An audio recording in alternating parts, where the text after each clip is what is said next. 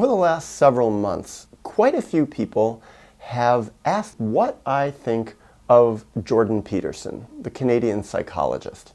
So I started looking at some of his videos, and my initial reaction is that he's an extremely intelligent guy. Extremely well-spoken, extremely precise in his language. He's a formidable debating opponent. He seems to be able to pretty easily, in a lot of cases, rip people apart, make them look a little silly even. But I didn't really find anything that jumped out one way or another about him until I started reading his book, 12 Rules for Life. And I found it quite interesting. What I started by doing is looking at what his 12 rules for life are. And let me read them to you, because once I hit one of the rules, that's when my antenna went up and I said, whoa, what's up with this guy? So I'll get to that rule and then I would like to analyze it. So, Jordan Peterson's 12 rules for life. Rule number 1, stand up straight with your shoulders back. 2, treat yourself like someone you are responsible for helping. 3, make friends with people who want the best for you. 4, compare yourself to who you were yesterday, not to who someone else is today. Well, so far I liked these. They sounded great to me. But then I read number 5. Do not let your children do anything that makes you dislike them. Well, that's when my antenna went up. And I thought, oh my God, who is this guy? Because what does that mean? What does that open the door to if we stop our children from doing anything that makes us dislike them? To me, it's profoundly arbitrary. And from what I've seen as a therapist, as someone who's worked a lot with children in a lot of different contexts, often children can do things that are perfectly healthy that actually rub their parents the wrong way and rub other adults the wrong way and can rub society the wrong way because parents, other authority figures, and society is so screwed up.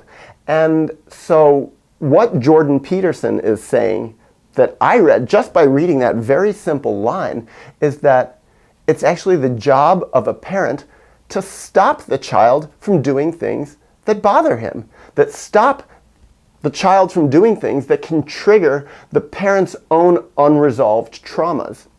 So when I went into reading that chapter, and that's where I jumped in, because I said, what does he say in this chapter? How does he defend, to me, something that in so many cases is an indefensible position from a point of view of being a loving, respecting, healthy parent?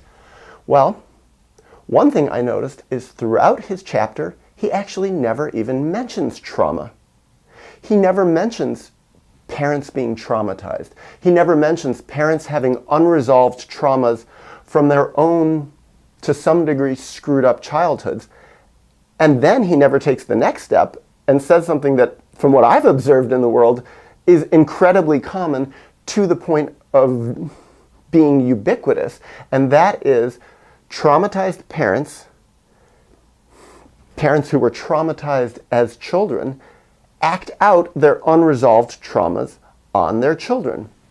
And what does that mean exactly?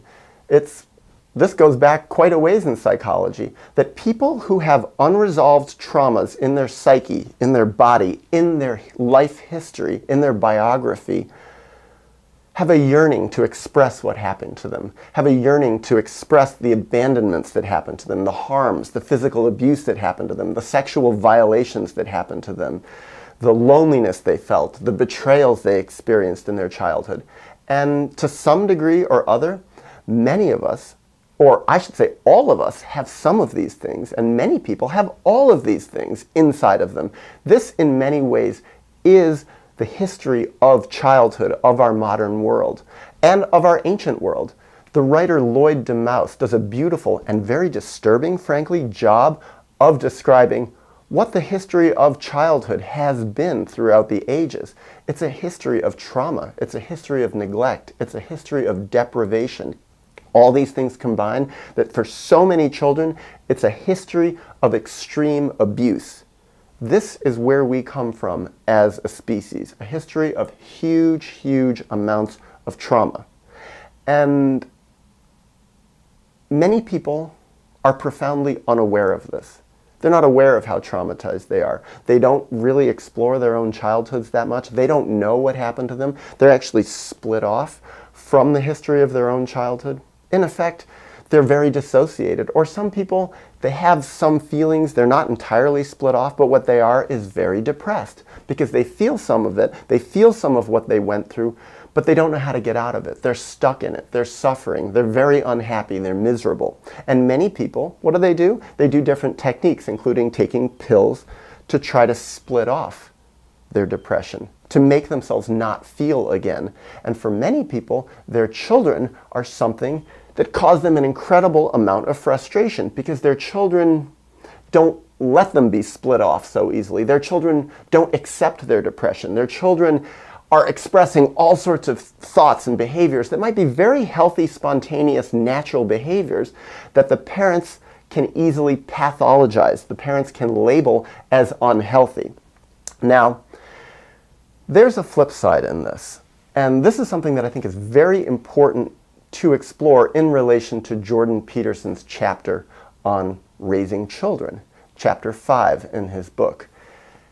And what that is many times children, young children, toddlers, infants even, can be expressing behavior that actually isn't inherently healthy, is rageful, is angry, can be violent even, is manipulative, all these things, not as a natural, healthy part of what their spontaneous makeup of being children and babies is. Instead, the children's bad behavior, pathological behavior, is actually a response to the parents' behavior. It's a response to the parents' unconscious split-off sides that the parents are actually acting out on the children. So the children's bad behavior is actually a reaction to the parental behavior.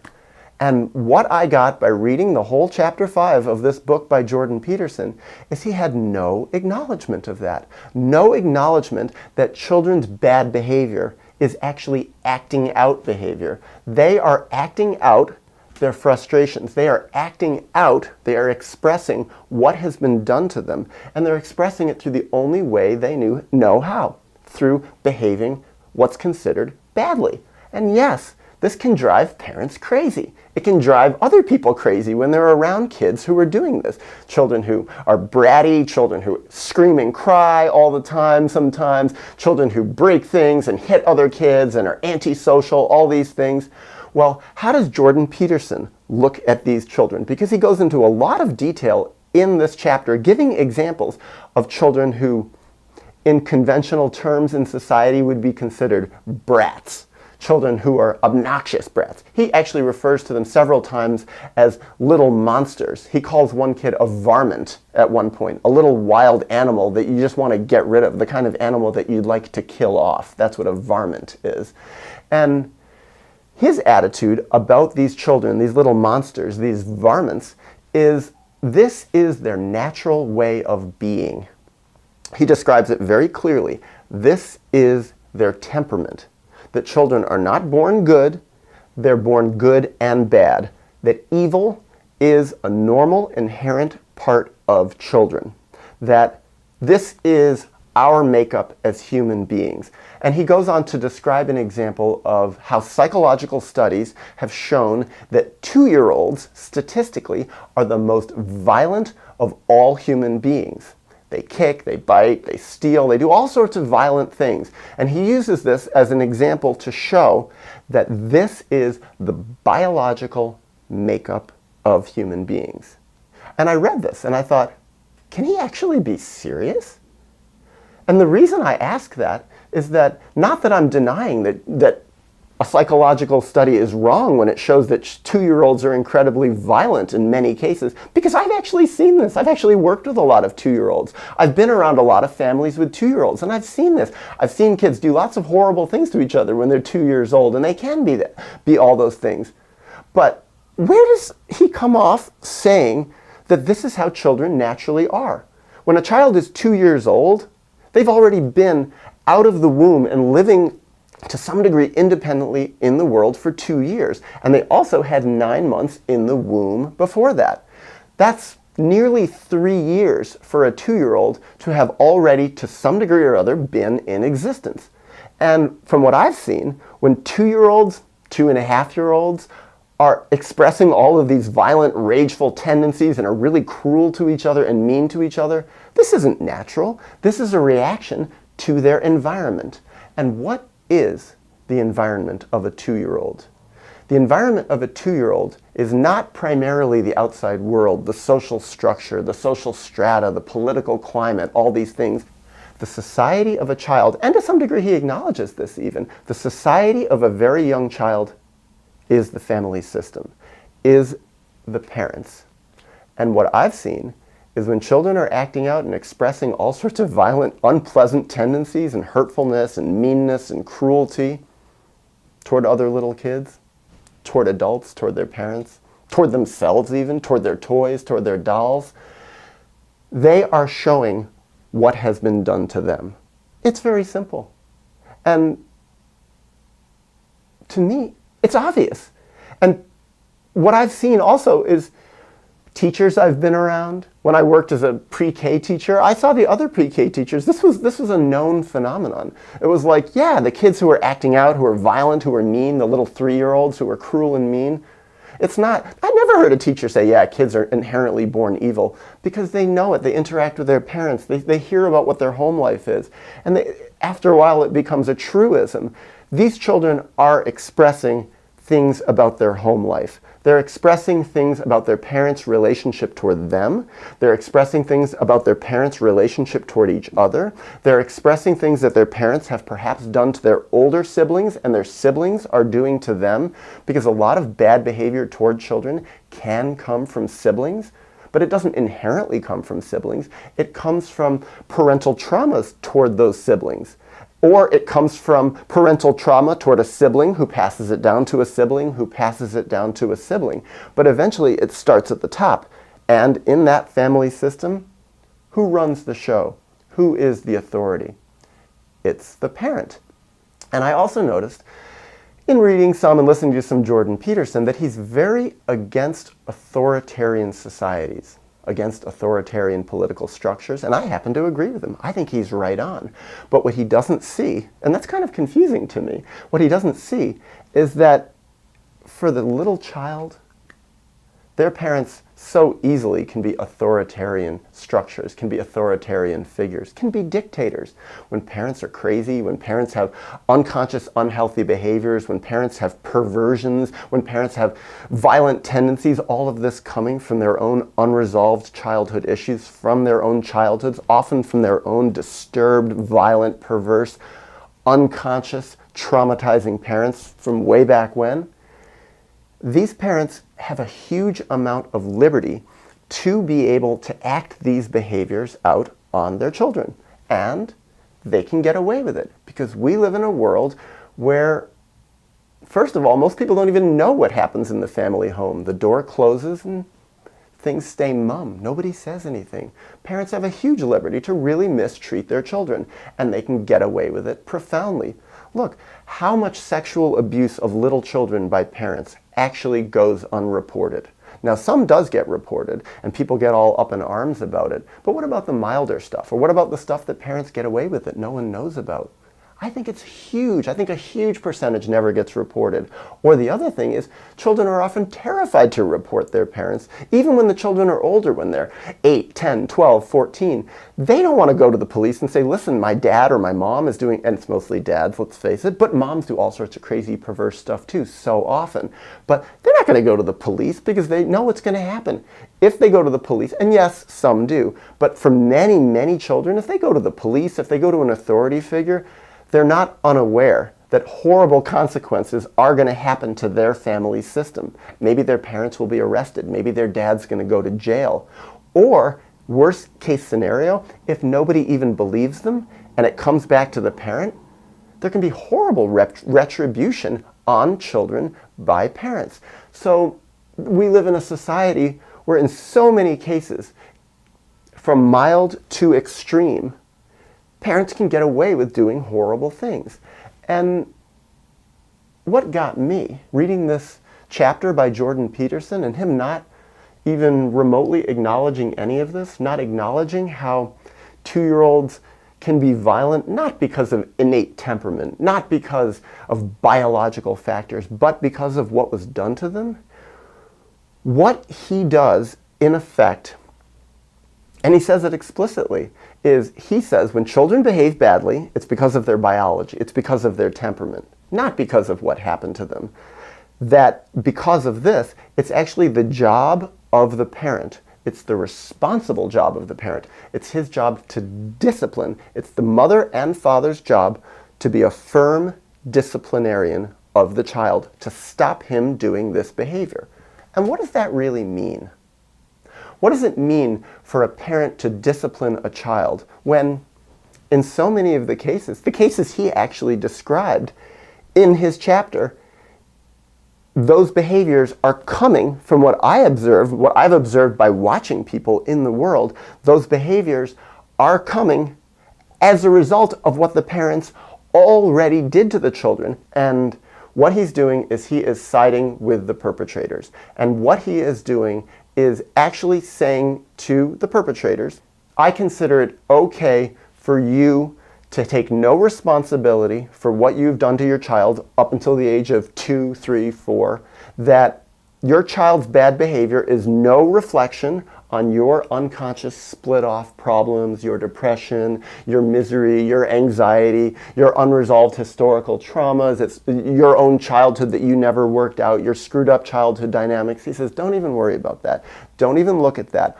All I will say is, you're a good parent, you're a loving parent, and your job is to stop your child from expressing this bad behavior, to stop your child from being a brat, essentially. And if you really love your child, you're going to put a stop to that. And if you don't love your child, you're going to let your child act out and be a brat and be a troubled kid who goes around doing bad things and grows up to be someone who's going to have to face the wrath of a very, in many ways, unforgiving world. And your child is going to grow up to be someone who doesn't fit into our civil society. Now, is our society so civil? Is a society with so much trauma, so much split-off unconscious trauma and authoritarianism against children really a civil society?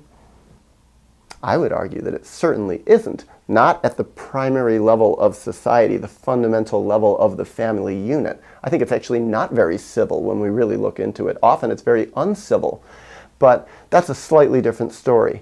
Basically, what I see him doing is setting up what I consider to be a false dichotomy. The dichotomy of when children are behaving badly, again, there's 2 routes the parent can go. Let them continue behaving in a way that expresses all of their misery and unhappiness and frustration and rage, or find ways to put a stop to it. And why I consider that a false dichotomy is because I see that there's a very obvious and much more important third way that he never acknowledges at all. And that is for parents to heal their own traumas, to never set their children up to be so unhappy, to be so frustrated, to be so angry, to be so rageful. And by not acknowledging that, by not looking at it, it's a huge omission in his psychology of raising children. And also, it's very comfortable for so many parents, because who wants to look at this? Who wants to think, hey, I'm a parent and I'm really actually screwing up my kid? And it's also very, very hard to heal one's own traumas. So we don't act them out on others. So we don't especially act them out on the people it's most easy to act out on, which is the people over whom we have the most power, our own children.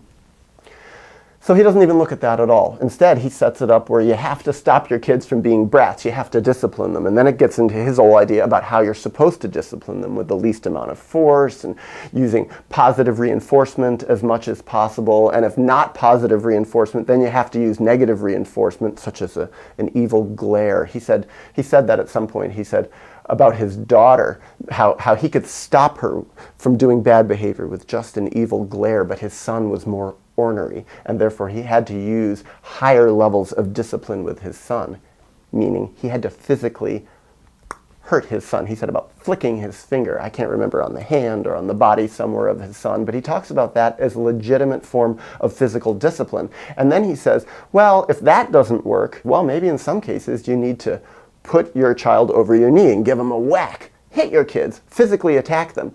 So for me, I just read this and I thought, this is very distorted. This is harmful. This is advocating an unconscious level of physical violence toward children that they don't deserve. Now, are there such things as biological tendencies toward more aggression or more gentleness? Do children actually inherently on a biological level have different temperaments? Some kids being more aggressive, some being less so, some being more compliant, some being more quiet, some being more curious, more intelligent perhaps, less intelligent, all these things. I believe yes, there is a biology to this. Actually, I think it's a truism. It must obviously be true that we're all to some degree different in our biological makeup because we all have a biological makeup. The problem is teasing it out. How can you really get into what is temperament? I've read quite a few of these twin studies, reading books about identical twins who are separated at birth and showing what their temperaments are. But often what I've read about these studies, very unscientific, not enough numbers in there. It's very hard to have control groups, all sorts of different problems with twin studies. And then the other thing is, it's very hard to know what traumas has a person gone through, even identical twins. Just because they're different or the same doesn't mean they haven't gone through similar or very different traumas. It's very hard to tease out what is temperament and what isn't. I think, this is just a personal thing, I think yes, children do have different temperaments. I think children do inherently have different genetic, biological, behavioral factors. But I honestly think it's pretty small compared to the effect of the outside world on them, the effect of their parents, the effect of their already traumatized older siblings on them. So I would say if I had to put a numerical value on it, completely arbitrary, let's say it's 10% genetics, 90% behavioral effects from the outside world. 10% nature, 90% nurture. And from what I gather from reading Jordan Peterson, he says it's 100% nature. And I think that's ridiculous. Any person who has observed children a lot and is in touch with his own or her own historical childhood, remembers what happened to him or her, remembers his or her own traumas from childhood, when they have access to empathy for their own child that lives within them or the child that they once were, they actually can, by the very nature of their empathy, have empathy for other children, have empathy for the feelings of other children, and aren't just going to put a child's behavior to inherent biology. So it really makes me question, who is Jordan Peterson on the inside? What is his psychology? How much empathy does he have for the child he once was? And probably to some degree still is on the inside. How much does he remember of what happened to him, of the abuses that he may have, and to some degree, almost assuredly, like all of us, did go through as a child? What is his relationship with his parents nowadays? I don't know this. I don't know if his parents are alive. I don't know what his childhood was like. But to me, I would speculate from this behavior that he's probably pretty split off from what happened to him. Doesn't have a lot of empathy for the child he was, for the historical person he was way back when. Because to me, his writing shows an incredible lack of empathy for other children. He, to me, anyone who writes this stuff like this, and by the way, his stuff is not that uncommon. This is a pretty conventional point of view going back throughout history. Now, I want to close with one other thought, because I didn't come here only to say, what do I think about Jordan Peterson's treatment of children? Because people haven't even asked me that. I never had any clue that I was getting into that when I started reading about him. What they said is, what do you think of Jordan Peterson in general? So, for having a pretty limited awareness of Jordan Peterson's point of view in general, I want to say that by looking at this extremely fundamental part of human psychology, of the psychology of children, who have problems, young children, infants even who have problems, If this is his point of view, I have to question everything he's going to say after this.